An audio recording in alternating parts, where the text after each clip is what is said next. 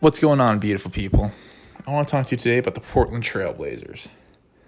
Now, there's a real shot, and I mean a real shot, the Trailblazers can beat the Los Angeles Lakers. Now, I know some of you are going to look at me like I'm crazy, as the Trailblazers are the 8th seed, Lakers are the 1 seed, yada, yada, yada, 1 seed should win, yada, yada, yada. Yeah, well, tell that to UMBC and their win over Virginia all those years ago. It can happen, people. There's a real chance. Now, I think we can all agree that it's a shooter's league. And the Portland Trailblazers, regular season, are 3rd on the three-point percentage list. Now, you got to scroll way down into the mid-20s, to find the Los Angeles Lakers. That doesn't bode well, people. I really think there's a chance that Portland and Damian Lillard's out there averaging 40 points a game can go out there and beat the Lakers. Now, granted, also, it's been a while since the Lakers have been in there. It's been 6 years since the Lakers have been in the playoffs. Another interesting stat I want to bring to you, brought to you by ESPN, is to look at the top scorers by zone. There's 2 Trailblazers on that list. I don't see any Lakers. I mean, even around the rim, you got Kawhi Leonard, Giannis. There's no LeBron. And then you go beyond the arc. Damian Lillard, who's, like I said, averaging 40 points a game, is absolutely dominating people beyond the arc. Now, Damian Lillard and LeBron James are pretty similar players, if you ask me. Now, granted, their play styles are different, but I look at Damian Lillard as a younger version of LeBron James. Younger, more in his prime. Now, hear me out. There's 2 types of NBA superstars. The first category, I'd put Damian Lillard, LeBron James in there. They're gel players. They're players you can throw anybody in there. Great guys, great teammates. They're going to make it work. They're the type of people you want to invite to your wedding, invite to your party, and introduce to everybody. They're such great guys. The second category, I would throw a Russell Westbrook and Ben Simmons in there. Ben Simmons, a little iffy maybe, but yeah, I'd throw Ben Simmons in there. They're the kind of player that you can't stop watching either. You love them, you love watching them, they're great players, but there's not great team guys, not great mesh guys.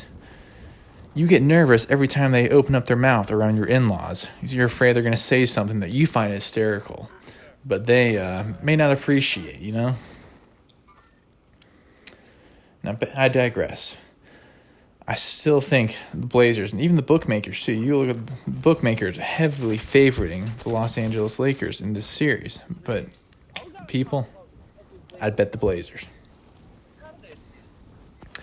All right, now on to the NFL. Now, I saw that Dez Bryant had a workout with the Ravens. People, it's not a good fit. Dez Bryant's an alpha dog receiver. He's going to want his touches.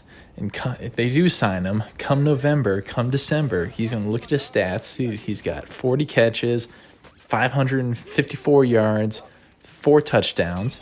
And he's not going to be happy, people. He's just not going to be happy. Because the Ravens, their offense is built around running the ball. Run Mark Ingram, run Lamar Jackson, and they also got that kid out of Ohio State, J.K. Dobbins. They're going to run him down everybody's throat, too. I mean, heck, you got Hollywood Brown, their first-round receiver last year, already complaining about how he wants more touches. Now, he's not directly saying it, but indirectly, he's telling the media he's going to have a great year. He's ready. The screw isn't in his foot anymore. And he's going to have a great year. He's telling the media that. What that translates to is, I want the ball. I'm not happy with my catches last year. Throw me the ball. So you already got one receiver on there wanting more catches. Now you're going to add Dez Bryant, who's an alpha dog diva receiver, into that mix too. It's just not a good mix, people. It's not a good fit. In other news, I saw that Gerald McCoy tore his quad, possibly his ACL too. Unfortunate. Don't wish injuries on anybody. But I don't think it's going to move the needle as much as some people think it is.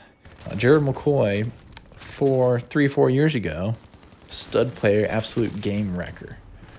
But nowadays, he's 32, 3rd team. And, he's going to be a good run defender, but I don't know how much he's going to get off the passer. And you need pass rushers. Additionally, the Cowboys are already going after Randy Gregory, so I think he'll be just fine. I don't think it's as big of a deal as people are making it out to be. All right, now on to gaming news. I'm sure some of you have seen that Fortnite is suing Apple. Yeah, you heard that one right. Now, what's going on is that Fortnite has a bunch of microtransactions in there, and they wanted to cut Apple out. So Apple originally was taking 30% of all microtransactions within the game, and Fortnite figured out a way, started running their own servers to cut Apple out. Now, Apple wasn't happy about that and just pulled the entire app off their app store. And now Fortnite's suing them, claiming that they have a monopoly on the app industry, which they kind of do. They kind of do. Now, I think a lot of people are kind of viewing this as a Fortnite, the player's game, the game of 9-year-olds. Maybe not all just 9-year-olds, but you get the general gist that younger people are playing the game. That's the game of the people taking on the conglomerate that is Apple and corporate America. I hate to break it to you people, but that's not what's going on. It's just a billion-dollar company suing a multi-billion-dollar company. That's just what's going on, people. And the real winner in this is going to be whoever wins the lawsuit. And the players aren't going to gain anything. We're still having to pay money for microtransactions. The players don't gain anything. We're not really gaining or losing anything. It's just kind of entertainment, I guess. But anyways, I just think people are making a bigger deal out of this than it needs to be. On to the bookie roundup, where I help you beat the bookie out there. Now, for NBA, Boston, Philly. They got Boston at 6.5 point favorite. I would take the over on that. Now, Boston's got a lot of players that can put up a lot of points. You got Jaylen Brown, Jason Tatum, Kemba Walker. If you look at the Philly roster, it's pretty depleted right now. Ben Simmons, arguably their best player, is out for the year. Joel Embiid, he's good for 20, 30 points. But they're missing like 4 other guys.